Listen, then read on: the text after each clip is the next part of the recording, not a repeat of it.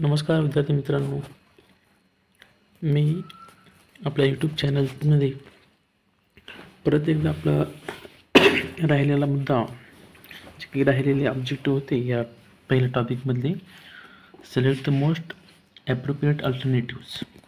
आपण याची सुरुवात करताना यामध्ये सुरुवातीला आपल्याला जे काही महत्त्वाचे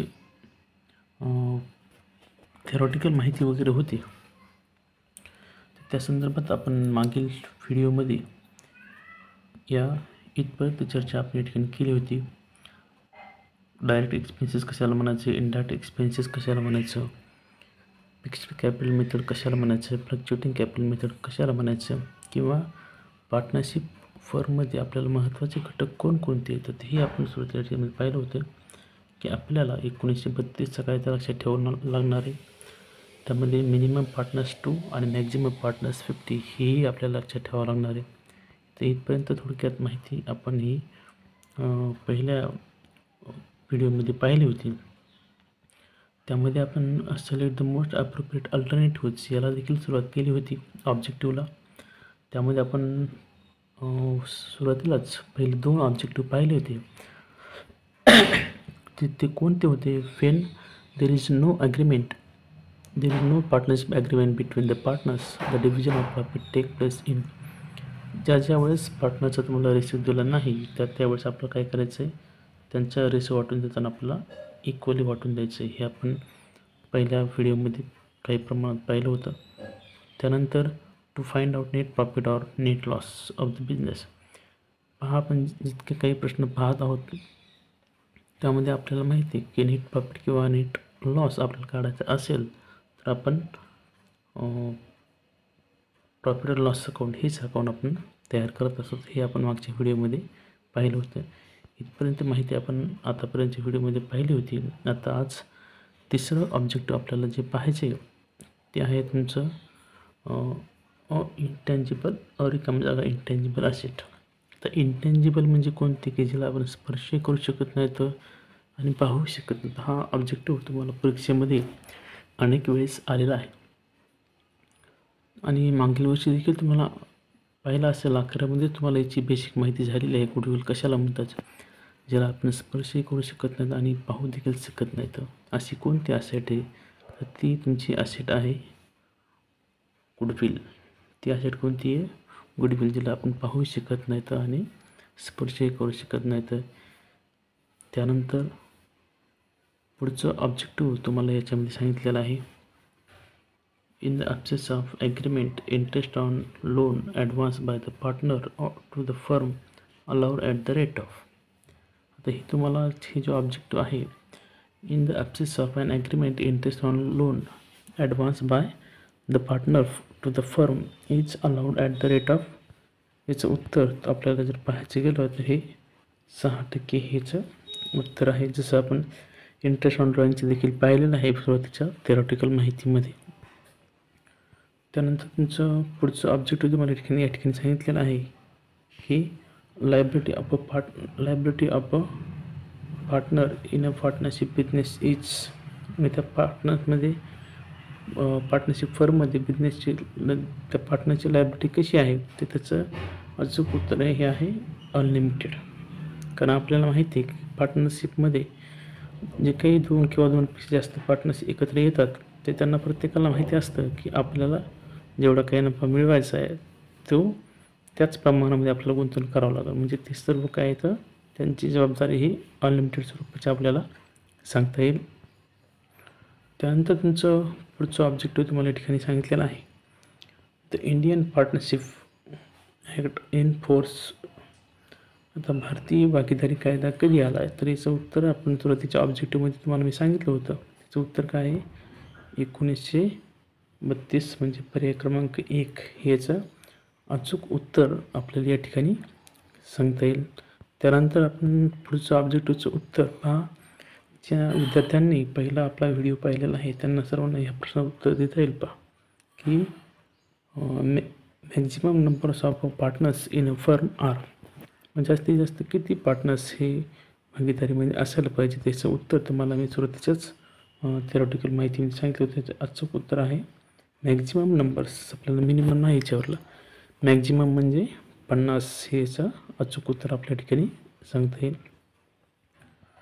त्यानंतर पुढचं आपल्याला ऑब्जेक्टिव्ह या ठिकाणी विचारले गेलेलं आहे. A debit balance of a partner's current account will appear on the balance sheet. आता ज्यावेळेस आपल्याला a debit balance of a partner's current account will appear, आता a debit balance of a partner's current account will appear on the, आता on the म्हणजे म्हटल्याच्यानंतर तुम्हाला काय विचारलं समोर रिकामी जागा दिली, ऑन द रिकामी जागा साईड ऑफ बॅलन्स शीट. म्हणजे तुम्हाला बॅलन्स शीटला कोणत्या साईडला आपल्याला दाखवायचे, कोणतं balance, debit balance of a partner's current account. याचं अचूक उत्तर हे आपल्याला या ठिकाणी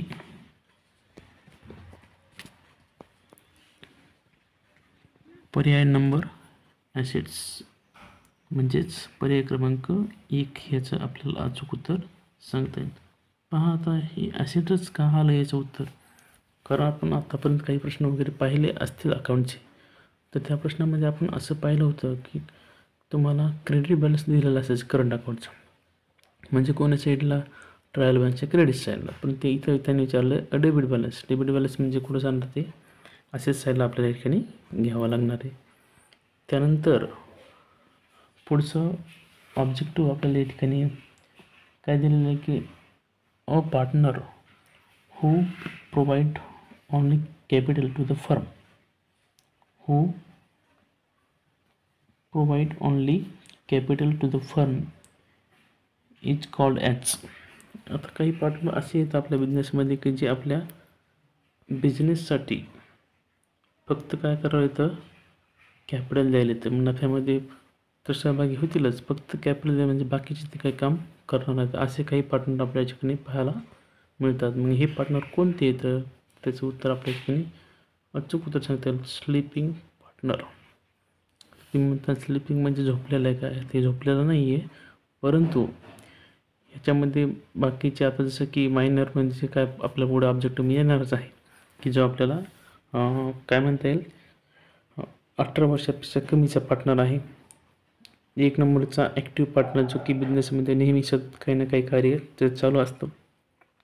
नॉमिनल पार्टनर कोणाला म्हणायचं हे आपल्याला पुढच्या व्हिडिओमध्ये पुढच्या ऑब्जेक्टिव्हमध्ये पाहायला मिळेलच. त्यानंतर आपला पुढचा प्रश्न आहे under fixed capital method capital account and रिकामी जागा account is open of is partner. आता पहा सुरुवातीच्या पहिला व्हिडिओ ज्या विद्यार्थ्यांनी पाहिला असेल त्या सर्वांना माहिती की त्याच व्हिडिओमध्ये आपल्याला याचंही उत्तर आपल्या ठिकाणी पाहायला मिळेल की under fixed capital method capital account आणि दुसरं कोणतं अकाउंट याच्यामध्ये असतं, त्याचं अचूक उत्तर आपल्याला या ठिकाणी ज्यांनी कोणी पहिला व्हिडिओ पाहिला असेल त्यांना माहिती याचं अचूक उत्तर काय, पार्टनर्स करंट अकाउंट हे याचं अचूक उत्तर आपल्याला या ठिकाणी सांगता येईल. त्यानंतर तुमचा पुढचा व्हिडिओ आपल्याला या ठिकाणी पाहता येईल. पुढचा म्हणजे ऑब्जेक्टिव्ह काय आहे पुढचं, interest on capital of a partners is credited रिकामी जागा अकाउंट. तर इंटरेस्ट ऑन कॅपिटल आता आपण ज्या काही ॲडजस्टमेंट वगैरे पाहिलं असतील त्या ॲडजस्टमेंटमध्ये इंटरेस्ट ऑन कॅपिटल कुठं घ्यायचं हे आपल्या सर्वांना माहिती आहे, आणि ते ॲडजस्टमेंटमध्ये तुम्हाला सांगितलेलं आहे की इंटरेस्ट ऑन कॅपिटल आपल्याला घेताना शक्यतो आपण पाहतो की प्रॉफिट लॉस अकाउंटच्या डेबिट साईडला घेतो, परंतु त्यांनी इथं काय विचारलं आपल्याला क्रेडिट रेट विचारले. क्रेडिट रेट म्हणजे आपल्याला क्रेडिट साईडला पाहावं लागणार. मग क्रेडिट साईडला कोणत्या, तर ते घेतो आपण पार्टनर्सच्या क्रेडिट साईडला.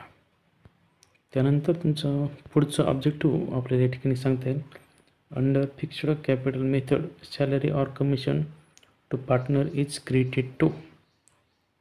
आता पहा अंडर फिक्स्ड कॅपिटल मेथड याचे उत्तर आपण 10वीमध्ये पण पाहिलं होतं पहा, किंवा सुरुवातीलाच आपण याचं उत्तर पाहिलेले की under fixed capital method salary or commission to partner is credited विचारले. आपल्याला काय विचारले, क्रेडिटेड. आता क्रेडिटेड म्हणलं की त्या ठिकाणी आपल्याला सॅलरी किंवा कमिशन कोणाची, पार्टनरची. मग आपण फिक्स्ड कॅपिटल मेथडमध्ये आपण कोणकोणते अकाउंट तयार करतो हे आपल्या अगोदर या ठिकाणी पाहावं लागतं. आता फिक्स्ड कॅपिटल मेथड म्हणजे काय असतं की तुम्हाला कॅपिटलही दिलेलं असतं आणि करंट अकाउंट देखील दिलेलं असतं. मग त्यावेळेस आपण काय करतो तर फक्त करंट अकाउंटच या ठिकाणी काढतो. तर म्हणून ह्या प्रश्नाचं उत्तर आपल्याला काय येईल, पार्टनर्स करंट अकाउंट हे पर्याय क्रमांक ए हे याचं अचूक उत्तर आपल्या ठिकाणी सांगता येईल. आणि मग अशी आपण एक ऑब्जेक्टिव्ह संदर्भात चर्चा करत होतो की जो पार्टनर फक्त बिझनेससाठी हे देतो, काय देतो, कॅपिटल देतो, त्याला आपण स्लीपिंग पार्टनर असं आपण म्हणतो. आता त्याच्यामध्ये जे काही आपल्याला पर्याय पाहायला मिळेल पहा, सेम तेच पर्याय आपल्याला पुढच्या ह्या प्रश्नामध्ये पण पाहायला मिळालं. परंतु आपला आताचा प्रश्न काय आहे की a partner below 18 years is called as a रिकामी जागा पार्टनर. 18 वर्षापेक्षा कमी वय असणारा पार्टनर ज्याला आपण काय म्हणतो, तो त्याचं उत्तर काय आहे, 18 वर्षापेक्षा कमी असणारा जो पार्टनर आहे त्याला आपण म्हणतो तो मायनर पार्टनर, ज्याला की कायदेशीररित्या 18 वर्ष हे पूर्ण झालेले नसतात. अशा पार्टनरला आपण मायनर पार्टनर असं म्हणायचं. त्याच्यानंतर तुम्हाला पुढचं जे ऑब्जेक्टिव्ह दिलेलं आहे तर पुढच्या ऑब्जेक्टिव्हमध्ये तुम्हाला काय सांगितलेलं आहे की आता पार्टनर्स जे आपल्याला या ठिकाणी सांगता येईल की a partner who lends only his name to the firm is called as a रिकामी जागा पार्टनर. असा एक पार्टनर आहे की जो फक्त आपल्या बिझनेससाठी फक्त काय देत आहे, फक्त स्वतःचं नाव देत आहे. त्याला नाव देण्याचेही पैसे त्या ठिकाणी मिळत असतील तर मग अशा पार्टनरला आपल्याला कोणता पार्टनर म्हणायचं, याचं अचूक उत्तर आपल्याला या ठिकाणी सांगता येईल. पर्याय क्रमांक तुमचं सी म्हणजेच नॉमिनल पार्टनर असं आपल्या ठिकाणी म्हणता येईल. त्यानंतर तुमचं पुढचं ऑब्जेक्टिव्ह जे आहे ते हे पुढचं ऑब्जेक्टिव्ह जे आहेत ना, तुम्हाला मी सुरुवातीलाच सांगितलं की आपले बरेचसे ऑब्जेक्टिव्ह असे येतं की ते सर्व ऑब्जेक्टिव्ह तुम्हाला तुमच्या ॲडजस्टमेंटमध्येच प्रश्न सोडत असताना आपल्याला पाहायला मिळतील. मग त्यातलं पहिलं हे कुठं आहे तर interest on drawing is transfer to रिकामी जागा side of profit loss account. पहा आता आपण आतापर्यंत बरेचशा प्रश्नामध्ये पाहिलं इंटरेस्ट ऑन कॅपिटल आपल्याला आलं की ते आपण प्रॉफिट लॉस अकाउंटसाठी विचारायला व्हायचं. त्याच्या उलट इंटरेस्ट ऑन ड्रॉइंग जर प्रश्नामध्ये आपल्याला विचारलं तर इंटरेस्ट ऑन ड्रॉइंग हे आपण प्रॉफिट लॉस अकाउंटच्या क्रेडिट्सला आपण या ठिकाणी घेत असतो.